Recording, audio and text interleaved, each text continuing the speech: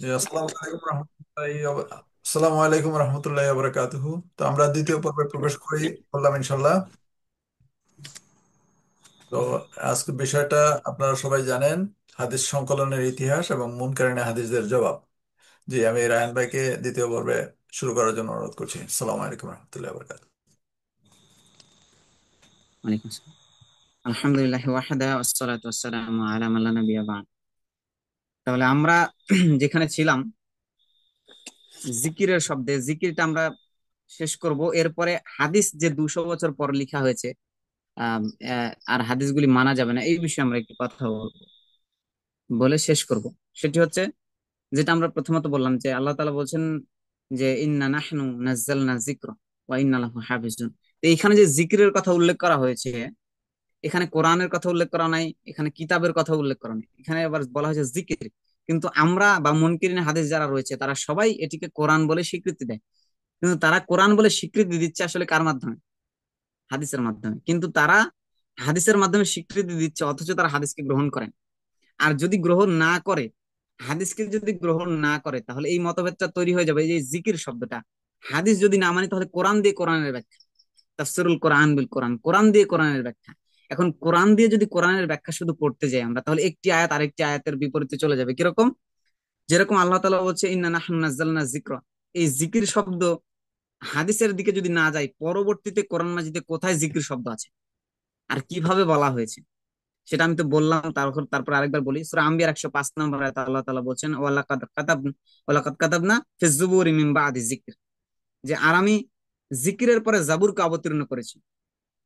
তাহলে আহ জিকিরের পরে জাবুরকে অবতীর্ণ করেছে, মানে জিকির অবতীর্ণ করেছে তারপরে জাবুর। তাহলে জাবুরের আগে কি অবতীর্ণ হয়েছে? তাওরাত। তাহলে ঘুরিয়ে পেঁচিয়ে আপনি যেখানেই যাবেন, কিতাবের ব্যাখ্যায় যাবেন, কোরআনের ব্যাখ্যায় যাবেন, জিকিরের ব্যাখ্যায় যাবেন, যেখানেই ব্যাখ্যা করতে যাবেন, সবগুলি কোথায় সম্পৃক্ত হবে? মুসা আলাহিসাল্লামের কিতাবের সাথে, তাই না? তো অতএব কেউ যদি বলে যে না, আমরা কোরআন শুধু মানি, হাদিস মানি না, তাহলে আমি এটা বলবো যে হাদিস ছাড়া কোরআনকে কোরআন বলে প্রমাণ করাই সম্ভব না। হাদিস ছাড়া কোরআনকে কোরআন বলে প্রমাণ করা সম্ভব না। কেননা কোরআন এসেছে রাসূলুল্লাহ সাল্লাল্লাহু আলাইহি সাল্লামের কথার মাধ্যমে। কোরআন এসেছে রাসূলুল্লাহ সাল্লাল্লাহু আলাইহি সাল্লামের কথার মাধ্যমে। হাদিস রসুলের কথা, রসুলের কাজ, রসুলের স্বাভাবিক চালচলন, রসুলের আচরণ, সবগুলি রসুলের মৌন সম্বলিত যে কোনো কাজ, সবগুলি হাদিস। তাহলে হাদিস এটা, আর কোরআন কি? কোরআন কি আলাদাভাবে আল্লাহ তাআলা কি কোরআনকে লিখে সেটা কি জমিনে ছুঁড়ে ফেলে দিয়েছে? না। কোরআন এসেছে রসুলের জবান থেকে। আল্লাহ সুবহানাহু ওয়া তাআলা জিবরাইল আলাইহিস সালামের মাধ্যমে অল্প অল্প করে কোরআনের আয়াতগুলো রসুলকে বলেছেন, রসুল সেটা সাহাবীদের মাধ্যমে আস্তে আস্তে বলেছেন, বিস্তার লাভ করেছেন, সাহাবীরা আমল করেছেন, রসুল আমল করেছেন। এইভাবে কোরআনগুলো বিস্তার লাভ করেছে। যদি আজকের এই পর্যায়ে আমরা এসে যদি বলি না, কোরআন শুধু কোরআন মানলেই হবে, হাদিস মানা যাবে না বা হাদিস মানতে হবে না, এটা যদি আমরা উল্লেখ করি, তাহলে আমরা এটা বলতে পারি যে রাসূলুল্লাহ সাল্লাল্লাহু আলাইহি সাল্লামের দুনিয়াতে আসা পুরোপুরি রূপে বৃথা। রাসূলুল্লাহ সাল্লাল্লাহু আলাইহি সাল্লাম যে দুনিয়াতে এসেছেন, এই আশাটা পুরোপুরি বৃথা। কারণ আহ রসুল সাল্লামের তো আসার কোনো প্রয়োজন ছিল না। কারণ আল্লাহ তাআলা চাইলেই, আহ আল্লাহ তাআলা যদি চাইতেন, কোরআন মাজিদকে আল্লাহ তাআলা লিখে দুনিয়াতে পাঠিয়ে দিতে পারতেন। কিন্তু আল্লাহ সুবহানাহু ওয়া তাআলা আহ অল্প অল্প করে রাসূলুল্লাহ সাল্লাল্লাহু আলাইহি ওয়াসাল্লামের মাধ্যমে কোরআনকে আমাদের মাঝে প্রেরণ করেছেন, এইভাবে আমাদের, যাতে আমরা নিজের জীবন পরিচালনা করতে পারি। এখন আসি 200 বছর পরে লেখা হাদিসগুলি, এটা সংক্ষিপ্ত ভাবে বলে শেষ করে দিই, আমি বেশি বলবো না।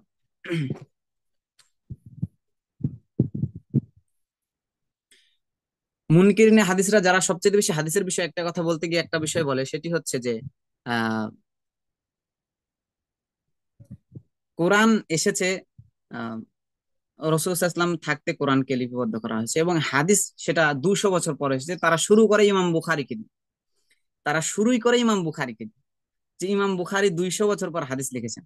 এইখানে আমরা দেখতে গেলে অনেকগুলি বিষয় উল্লেখ করা যায়। আমি অনেকগুলি বিষয় নোট করেছিলাম, যেরকম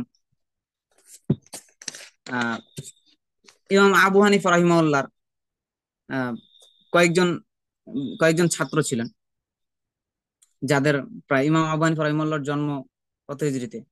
80 হিজরিতে, তাই না? 80 হিজরিতে ইমাম আবু হানিফা রাহিমাহুল্লাহর জন্ম। ইমাম আবু হানিফা রাহিমাহুল্লাহর ছাত্র ছিলেন যেমন ইমাম আব্দুল্লাহ ইবনে মুবারক, তিনার কিতাবের মধ্যে আমরা জুহুদ কিতাব, আল জুহুদ কিতাব, হম, মুস্তাদে আব্দুল্লাহ ইবনে মুবারক নামে আরো কিছু কিতাব রয়েছে, যে কিতাবগুলি পাওয়া যায়, এগুলি তারা লিখেছেন কত হিজরিতে? যাদের জন্ম 93 হিজরিতে, তারা হয়তো বইগুলি লিখেছে 100 হিজরিতে, বা কেউ লিখেছে 105, 110, 115 হিজরিতে বইগুলি লিখেছে। এই বিষয়ে আরো একটি সুন্দর একটি প্রমাণ পেশ করব, সেটির আগে বলার আগে আমরা এই বিষয়গুলি শেষ করি। আবু হানিফা রহিমাল্লাহ, আমরা আসলে এটা বলবো না যে কতটা গ্রহণযোগ্য, আমরা বলছি আবু হানিফা রহিমাল্লাহ হাদিসের ইমাম ছিলেন না, তারপরও তার নামে আমরা একটি হাদিসের গ্রন্থ আমরা পাই বা পাওয়া যায়, যেটাকে হাদিসের গ্রন্থকে বলা হয় মুসনাদে ইমামে আজম, যেখানে 502 বা 3টা এরকম হাদিস আছে। তবে বলছি না সে হাদিসগুলি গ্রহণযোগ্য কিনা, সেটা বলছি না, তবে হাদিসগুলি লিখা আছে। আর তিনার জন্ম কত কত হিজড়িতে? 80 হিজড়িতে। তিনি মৃত্যুবরণ করেছেন 150 হিজড়িতে। তিনার ছাত্র ইমাম মুহাম্মদ, যিনি 90 হিজড়িতে এবং 95 হিজড়িতে এদের জন্ম, ইনারা মুয়াত্তা ইমাম মুহাম্মদ তারা লিখেছেন। ইমাম মালিক 100 হিজড়িতে লিখেছেন, কিতাব লিখেছেন ইমাম মালিক। ইমাম মালিকের জন্ম কত হিজড়িতে? 90 হিজড়িতে। এই বিষয়ে এখন একটা কথা বলি দেখি। রসুল্লাহ সাল্লাহ সাল্লাম মৃত্যুবরণ করলেন 11 হিজড়িতে। রসুল্লাহ সাল্লাহ সাল্লাম মৃত্যুবরণ করলেন 11 হিজড়িতে। রসুলের ইন্তেকাল হওয়ার পরে 11 হিজড়ির পরে সাহাবিরা জীবিত ছিলেন 80 হিজড়ি, 90 হিজড়ি, ইমাম 80 হিজড়ি, 90 হিজড়ি, 93 হিজড়ি পর্যন্ত। যেরকম আহ ইমামের নামটা আমি ভুলে গেলাম, সাহাবীর নামটা। আনাস, আনাস রাদিয়াল্লাহু আনহু, আনাস রাদিয়াল্লাহু আনহু, আনাস ইবনে, হ্যাঁ আনাস, আনাস রাদিয়াল্লাহু আনহু, তিনি মৃত্যুবরণ করেছেন কত হিজড়িতে? রাসূলুল্লাহ সাল্লাল্লাহু আলাইহি ওয়াসাল্লাম যখন ইন্তেকাল করেন, তখন আনাস রাদিয়াল্লাহু আনহু ছিলেন যুবক, যিনি শাফায়াতের হাদিসগুলি বর্ণনা করেছেন। সবচেয়ে বেশি শাফায়াতের হাদিসগুলির ক্ষেত্রে বর্ণনা এসেছে আহ ওনারই। তো উনি ইন্তেকাল করেছেন 93 হিজড়িতে। যেই 93 হিজড়িতে তিনি ইন্তেকাল করেছেন, সেই 93 হিজড়িতে জন্মগ্রহণ করেছেন ইমাম মালিক। তাহলে ইমাম মালিক হয়তো তার 20 বছর 30 বছর পর হাদিস লিখেছে। তাহলে রসুল সাল্লাল্লাহু ইন্তেকাল করলেন 11 হিজড়িতে। রসুলের আমলের মাধ্যমে, রসুলের কর্মের মাধ্যমে যা সবগুলি হাদিস, সেই হাদিসের উপর আমল করেছে 93 হিজড়ি পর্যন্ত সাহাবিরা। তার মাধ্যমে তাহলে বোঝা যাচ্ছে যে 93 হিজড়ি পর্যন্ত সাহাবিদের আমলের মাধ্যমে হাদিস জীবিত ছিল, হাদিসকে লেখার প্রয়োজনই হতো না। কারণ সেই হাদিসগুলি সাহাবিদের আমলের মাধ্যমে কি হতো, সেটা আমলের মাধ্যমে ছিল, সেই হাদিসগুলিতে লেখার প্রয়োজনই হতো না, কারণ সাহাবীরা বেঁচে ছিল 93 হিজরি পর্যন্ত। আর 93 হিজরির পরে ইমাম মালিক হয়তো তার 20 বছর 30 বছর পর বই লিখেছে।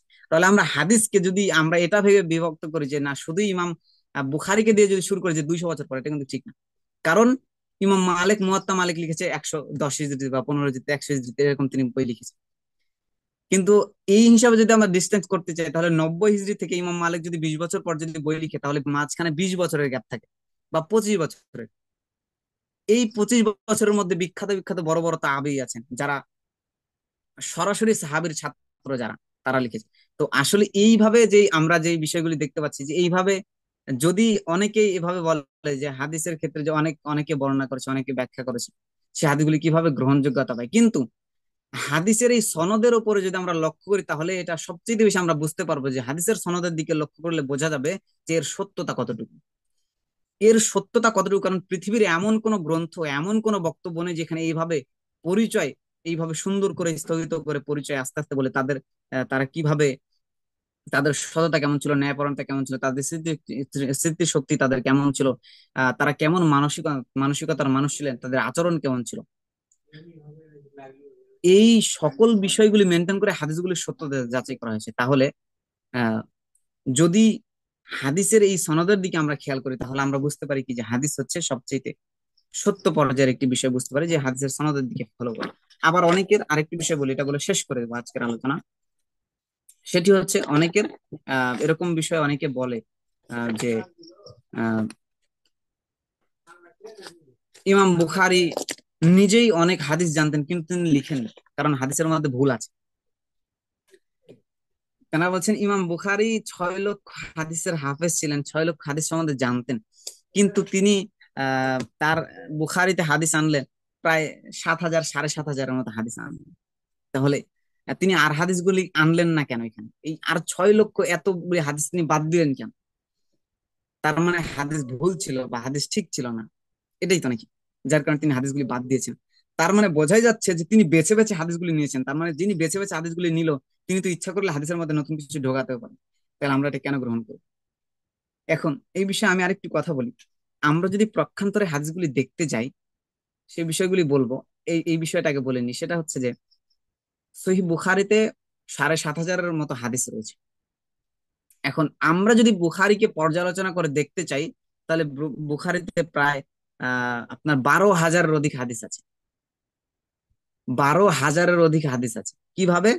দেখেন, আমি দুই একটা বলি।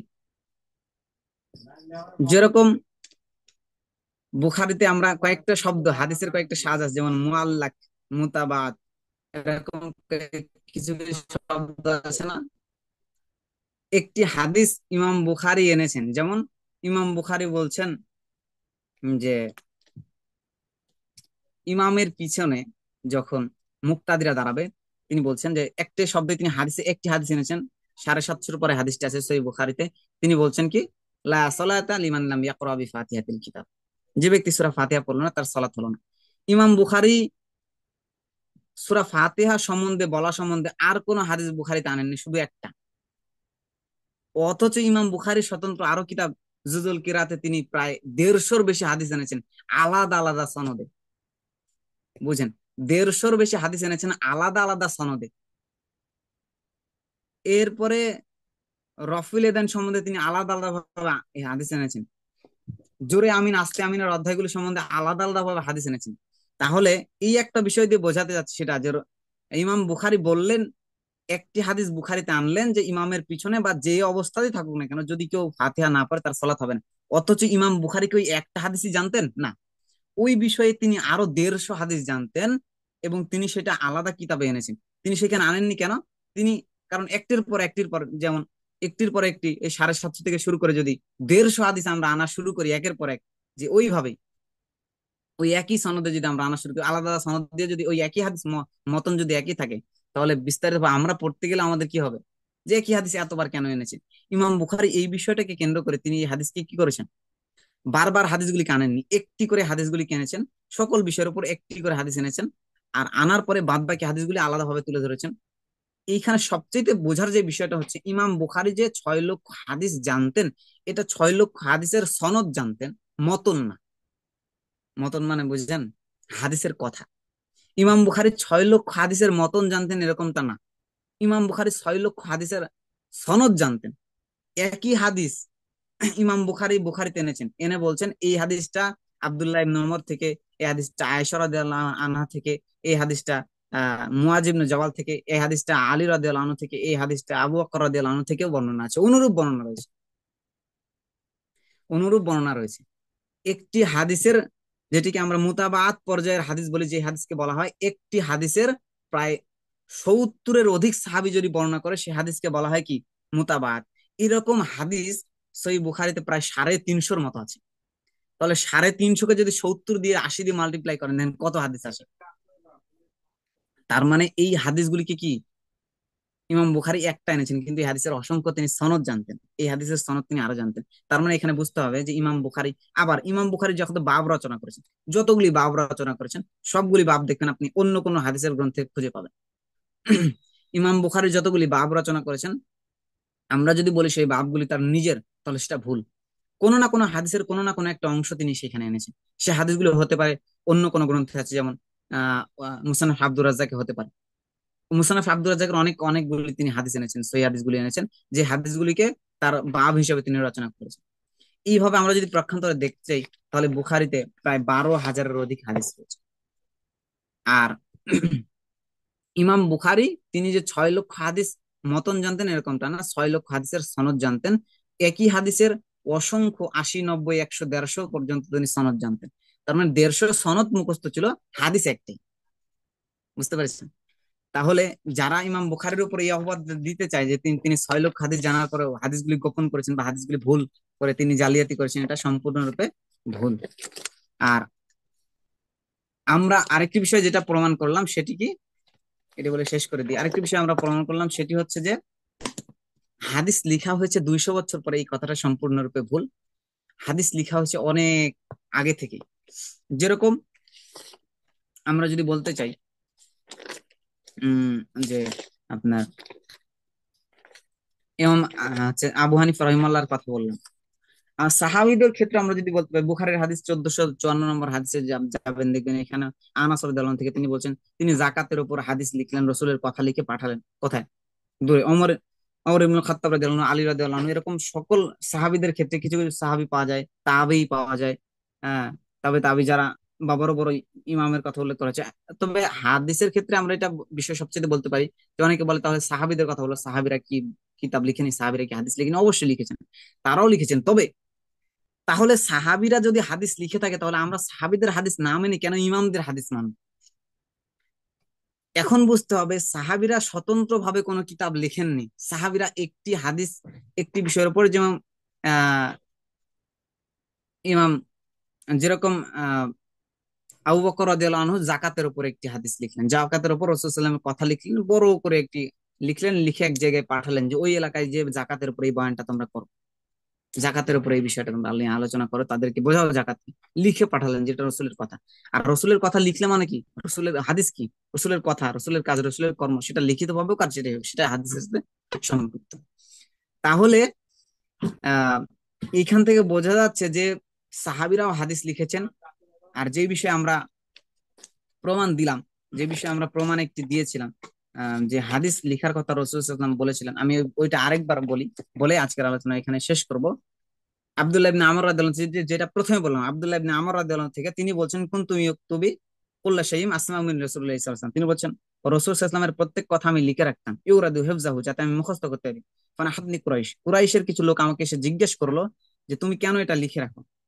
ইয়াতাকাল্লামু গদাবিল রেদা, তিনি বলছেন কারণ রাসূল সাল্লাল্লাহু আলাইহি ওয়াসাল্লাম খুশি থাকেন এবং তিনি রাগান্বিত থাকেন, অতএব খুশি থাকলে হাদিস লিখার কথা তিনি বললেন, রাগান্বিত অবস্থায় তুমি লিখছো, হতে পারে সেটা হাদিস না। আব্দুল্লাহ ইবনে আমর বলছেন আমি হাদিস লেখা বন্ধ করে দিলাম। ফাযাকাতু যালিকা রাসূলুল্লাহ সাল্লাল্লাহু আলাইহি ওয়াসাল্লাম, আমি রাসূলের নিকট গিয়ে এই কথাগুলি বললাম। রাসূল সাল্লাল্লাহু আলাইহি ওয়াসাল্লাম তখন বলছেন, ফাওয়াল্লাযী নাফসু মুহাম্মাদ বিয়াদি, সেই সত্তার কসম যার অন্তরে আমি মুহাম্মদ সাল্লাল্লাহু আলাইহি ওয়াসাল্লামের জীবন, তিনি বলছেন মা ইউরিদু মিন হাক্কুন, তিনি বলছেন আমার মুখ থেকে যা বের হয়, আমি যা বলি সবগুলোই হক, উক্তুব, অতএব তুমি লিখতে থাকো।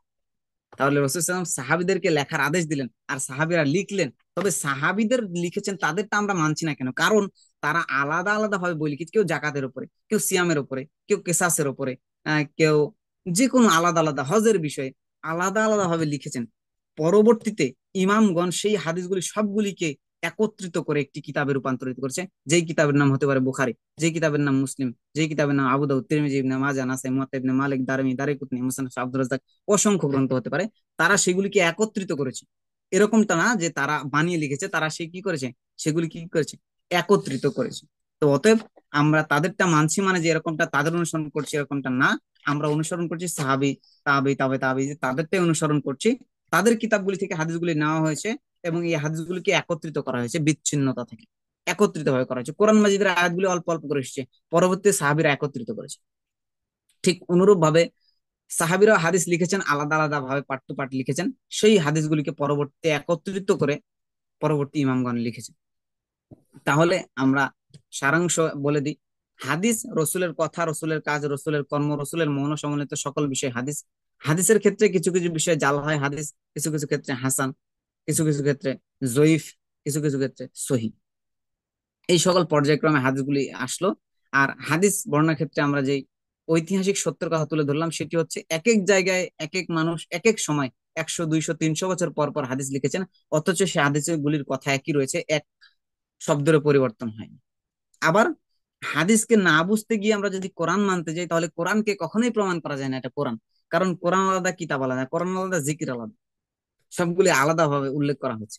তাহলে আমরা যদি হাদিস ছাড়া কোরআনকে বুঝতে যাই, তাহলে কি হয়ে যাবে, কোরআনের মধ্যে বিকৃতি চলে আসে। যেরকম একটা ঘটনা উল্লেখ করি, চতুর্থ খলিফা আলী রাদিয়াল্লাহু আনহু যখন আহ খেলাফত কালে আসলেন, তার পূর্বের মুসলিম ইতিহাসের যখন ফিতনা শুরু হয়, ফাসাদ শুরু হয়, সেটা ওসমান ইবনে আফফান রাদিয়াল্লাহু আনহুকে কেন্দ্র করে। রাসূল সাল্লাল্লাহু আলাইহি ওয়াসাল্লাম, ওসমান ইবনে আফফান রাদিয়াল্লাহু আনহু বলছেন যে রাসূল সাল্লাল্লাহু আলাইহি ওয়াসাল্লামের ওই হাদিসটা যদি আমাকে না বলতেন, তাহলে আমি খেলাফতের দায়িত্ব ছেড়ে দিতাম। কোন হাদিস? রাসূল সাল্লাল্লাহু আলাইহি ওয়াসাল্লাম ওসমান ইবনে আফফান রাদিয়াল্লাহু আনহুকে বলছেন যে তোমাকে একটি পোশাক পরিয়ে দেওয়া হবে, তোমাকে একটি পোশাক পরিয়ে দেওয়া হবে, লোকেরা তোমার কাছ থেকে পোশাক ছিনিয়ে নেওয়ার জন্য তারা অনেক প্রচেষ্টা করবে, কিন্তু তুমি তোমার পোশাকটা খুলবে না। ওসমান ইবনে আফফান রাদিয়াল্লাহু আনহু বলছেন যে রসুল যদি এই কথা না বলতো তাহলে আমি খেলাফতের দায়িত্ব ছেড়ে দিলাম। তার মানে পোশাক দ্বারা উদ্দেশ্য করেছে তার খেলাফত। তো তিনি যখন খেলাফত কালে ছিলেন, তিনি যেই, আমরা কয়েকটি বিষয় উল্লেখ করি, তিনি তাকে তার বাড়িতে কোরআন পাঠরত অবস্থায় তাকে হত্যা করা হয়েছে। তিনি মসজিদ নববীতে সালাত আদায় করতে পারেননি, তাকে বাধা দেওয়া হয়েছে। তিনি যেই কুয়া নিজে কিনে দান করে দিয়েছেন সেই কুয়া থেকে তাকে পানি পান করতে দেওয়া হয়নি। এরপরে তাকে যখন হত্যা করা হলো, এটা নিয়ে দুইটি দল তৈরি হলো। কি, আল্লাহ সুবহানাহু ওয়া তাআলা কোরআন মাজিদে বলছেন হত্যা করলে তার বিচার করতে হবে, সাথে সাথেই একবারে হত্যা করেছে যদি প্রমাণ পাওয়া যায় তার বিচার করতে হবে। আর আলী রাদিয়াল্লাহু আনহু যখন খেলাফত কালে বসলেন তখন কি বলছেন, যে না, আগে রাষ্ট্রকে কন্ট্রোল করতে হবে, আগে রাষ্ট্রটাকে একটু থামিয়ে নি, রাষ্ট্রকে কন্ট্রোল করি, এরপরে কি করে বিচার। তখন দুইটা দলে বিভক্ত হয়ে গেল। আম্মা জান আয়েশা রাদিয়াল্লাহু আনহা আলী রাদিয়াল্লাহু আনহুর সাথে দুইটা দলে বিভক্ত হয়ে গেল। এক শ্রেণীর মানুষ বললেন আলী রাদিয়াল্লাহু আনহু কাফের হয়ে গেছে, নাউজুবিল্লাহ, কারণ আলী রাদিয়াল্লাহু আনহু কোরআনের আয়াতের অবমাননা করেছে। কারণ আল্লাহ তাআলা বলছেন বিচার করো, আর তিনি বলছেন না, আগে রাষ্ট্র কন্ট্রোল করতে হবে। তার মানে কোরআনের আয়াতকে আলী রাদিয়াল্লাহু আনহু তিনি কি করলেন, ব্যঙ্গ করলেন। অতএব আলী রাদিয়াল্লাহু আনহু কাফের হয়ে গেছে। আর এটা তারা বুঝলো কিভাবে, কোরআনকে কি করে নিজের মন মতো বুঝে শাব্দিক ভাবে অনুবাদ করে। এদেরকে বলা হতো শিয়া। এদের কি বলা হতো, শিয়া। আলী রাদিয়াল্লাহু আনহু তাদেরকে আগুনে পুড়িয়ে হত্যা করেছিলেন। ইমাম শাফির কিতাবুর রিসালার মধ্যে বিস্তারিত ভাবে উল্লেখ করা হয়েছে আব্দুল্লাহ ইবনে আব্বাস রাদিয়াল্লাহু আনহুকে দিয়ে এই শিয়াদেরকে হেদায়েতের জন্য তাদেরকে বিতর্কের কথা উল্লেখ করা হয়েছে। তাদের সাথে খুব বিতর্ক চলেছে, তাদের হেদায়েতের জন্য খুব চেষ্টা করা হয়েছে, তারা হেদায়েত প্রাপ্ত হয়নি। এরপরে আলী রাদিয়াল্লাহু আনহু তাদের কিছু জনকে পুড়িয়ে আগুনে পুড়িয়ে হত্যা করলেন। তো এইটাকে কেন্দ্র করে আহলে সুন্নাহ ওয়াল জামাতের উত্থান হয়। সাহাবিদের মধ্যে যখন এরকম দলে বিভক্ত হয়ে গেল, একদল বলছে আলী রাদিয়াল্লাহু আনহু কাফের, আরেক দল বলছে না ঠিক আছে, তখন সেই সময় তারা চিন্তা করলো যে আরে, রাসূলুল্লাহ সাল্লাল্লাহু আলাইহি ওয়াসাল্লাম জীবন দশে বলে গেছেন 10 জন জান্নাতের সার্টিফিকেট প্রাপ্ত, তার মধ্যে একজন আলী রাদিয়াল্লাহু আনহু। যেই ব্যক্তিটা রসুল বলে গেছেন জান্নাতি, সেই ব্যক্তিরা যদি আমরা কাফের বলি, না না, এটা তো ভুল হবে। তখন তারা বললেন কি, তারা বলছে আহলে সুন্নাহ মানে কি, আমরা রসুলের সুন্নাহকে অনুসরণ করি, ওয়াল জামাআ, এবং সাহাবীদের জামাতকেও আঁকড়ে ধরি। মানে আলী রাদিয়াল্লাহু আনহুকে কাফের বলা যাবে না, তার জামাতকেও আঁকড়ে ধরতে হবে। যেইখান থেকে আহলে সুন্নাহ ওয়াল জামাতের উত্থান হয়। এখন আমরা আজকের মানুষ জানেন না যে আহলে সুন্নাহ ওয়াল জামাত, আহলে সুন্নাহ ওয়াল জামাত মানে ওই যে আলী রাদিয়াল্লাহু আনহু কাফের না, এটা আমরা বলছি। আলী রাদিয়াল্লাহু আনহু যে কাফের না সেটা স্বীকৃতিপ্রাপ্ত হচ্ছে ওয়াল জামাআ, যে সাহাবীদের জামাতকে আঁকড়ে ধরা, আলী রাদিয়াল্লাহু আনহুর জামাতকে আঁকড়ে ধরা, এটার কথা উল্লেখ করা হচ্ছে। আর এটা কি কেন্দ্র করে, এটা কি জন্য হলো, কোরআনকে নিজের মতো বোঝার কারণ। কোরআনকে নিজের মতো বোঝার কারণে তারা বুঝতে চাইলেন যে না, যেহেতু আল্লাহ তাআলা বলেছেন বিচার করতে হবে, আর আলী রাদিয়াল্লাহু আনহু বলছেন না, আগে রাষ্ট্রকে থামিয়ে নি, তাহলে তিনি কোরআনের অবমাননা করলেন। অথচ আলী রাদিয়াল্লাহু আনহু দেখছেন যে এই সময় আগেকার রাষ্ট্রকে কন্ট্রোল করা প্রয়োজন। অতএব এটা যদি এখন না করি আর এখন যদি বিচার করি, তাহলে এই বিচার ব্যবস্থাও চলে যাবে এবং সবগুলি হয়তো অন্য মানুষদের হাতে চলে যাবে, যেটা কন্ট্রোল করা সম্ভব হবে না। তাহলে কোরআনকে বুঝতে হবে সাহাবেদের বুঝ অনুযায়ী, কোরআনকে বুঝতে হবে রাসূল সাল্লাল্লাহু আলাইহি ওয়াসাল্লামের কথা কাজ কর্মের বুঝ অনুযায়ী। যদি এভাবে আমরা বুঝি, তাহলে কোরআনকে আমরা যদি এভাবে বুঝি, তাহলে এত আমাদের দ্বন্দ্ব তৈরি হবে না। আর কোরআনকে সঠিকভাবে বুঝতে পারবে এবং আমরা নিজের জীবন পরিচালনা করতে পারবো। আল্লাহ তালা আমাদেরকে সেই তৌফিক দান করুক। আমরা যতগুলি বিষয় আজকে আলোচনা করলাম সংক্ষিপ্ত সময়, আল্লাহ তালা আমাদেরকে বোঝার তৌফিক দান করুক। এবং হাদিসকে যারা অস্বীকার করে চলছে, আল্লাহ সুবহানাহু ওয়া তাআলা তাদেরকে হাদিসের বাণী তাদের অন্তরে যেন গেথে, তারা যেন হাদিসকে বুঝতে পারে এবং হাদিস অনুযায়ী তারা যেন আমল করতে পারে। আমরা তাদের জন্য দোয়া করি, আল্লাহ তাআলা তাদেরকে কবুল করুন। সুবহানাকাল্লাহুম্মা ওয়া বিহামদিকা আশহাদু আল্লা ইলাহা ইল্লা আনতা আস্তাগফিরুকা ওয়া আতুবু ইলাইক।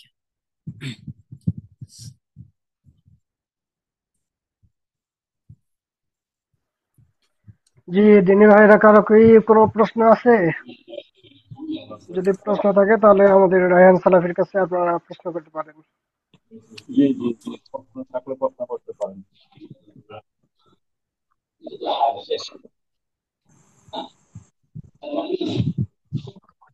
জয়ের ভাই কোথায়? জাবের ভাই কোথায়? জাবের ভাই, সালাম আলাইকুম রহমতুল্লাহ। জি, ওয়ালাইকুম জাজাকাল্লাহ খাইর। আসসালাম ওয়া রাহমাতুল্লাহ। তো আমাদের তানভীর রায়হান ভাইয়ের কাছে কারো কোনো প্রশ্ন আছে কিনা এই সংক্রান্ত বিষয়ে? জাজাকাল্লাহ আচ্ছা খাইর। বলেন না, না আমি জি বলবো। হাদিস সংকলনের বিষয়ে এবং মুনকারিনে হাদিসের প্রশ্ন এ সম্পর্কে কেউ কোনো প্রশ্ন যদি থাকে আপনাদের তাহলে করতে পারেন। আলী আমার তো ভাই কোনো আছে? প্রশ্ন নেই, ইনশাল্লাহ আমি তো আপনার তানভীর যত প্রশ্ন পাই, সমস্যা নেই, প্রশ্ন থাকলে পরে দিবেন। আপনাদের প্রশ্ন থাকলে আপনারা করতে পারেন। জি, মাসুদ ভাই, আসিফ ভাই মিনাজ প্রশ্ন ভাই। আছে? নাইম ভাই? মিনাজ ভাই? না, আমার কোনো প্রশ্ন নাই। জাজাকাল্লাহ খায়ের। দোয়া করি জি। আমাদের আমরা তানভীর রায়হানের জন্য, আল্লাহ আমি তাআলা আসলে তাকে একটু ইলমে অসুস্থ, যার বারাকাত দান কারণে আমি করুন। আলোচনাটা খুব ভালো মতো করতে পারলাম না। খুব আরো ব্যয়বহুল দলিল প্রমাণ স্বরূপ আচরণ আলোচনাটা করা যেত। আহ দেখি আল্লাহ তাআলা বাঁচিয়ে রাখলে আরেকটা আমি আপনাকে একটু জানাবো যে জাল এবং জয়ীফ হাদিস কেন মানা যাবে না, এই বিষয়ে একটা আলোচনা খুব বিস্তারিত। আমি অনেক স্টাডি করেছি এই বিষয়ে, পড়াশোনা করার পরে অনেকগুলি লিখেছি, অনেক জায়গা থেকে দলিল প্রমাণ জোগাড় করেছি। সেই বিষয়গুলি নিয়ে একদিন আলোচনা করা যাবে আহ পরবর্তীতে কোনোদিন ইনশাআল্লাহ। ইনশাল্লাহ। তো আল্লাহ তাআলা আপনাদের যদি যদি সুস্থতা প্রশ্ন দান করে। প্রশ্ন না থাকে তাহলে আমরা এখানে সমাপ্তি করি। জি জি জি। ইনশাআল্লাহ। আর আমাদের তানভীর রায়হান ভাইকে আল্লাহ সুবহানাহু ওয়া তাআলা উত্তম যাজা দান করুন, এলেমে বারাকা দান করুন, এই দোয়া করি আমরা। আমিন আমিন। আমিন আমিন। ওয়াখির দাওয়ানা আলহামদুলিল্লাহি রাব্বিল আলামিন। সুবহানাকাল্লাহুম্মা ওয়া বিহামদিকা আশহাদু আল্লা ইলাহা ইল্লা আনতা আস্তাগফিরুকা ওয়া আতুবু ইলাইক। আসসালামু আলাইকুম ওয়া রাহমাতুল্লাহি। ওয়ালাইকুম আসসালাম।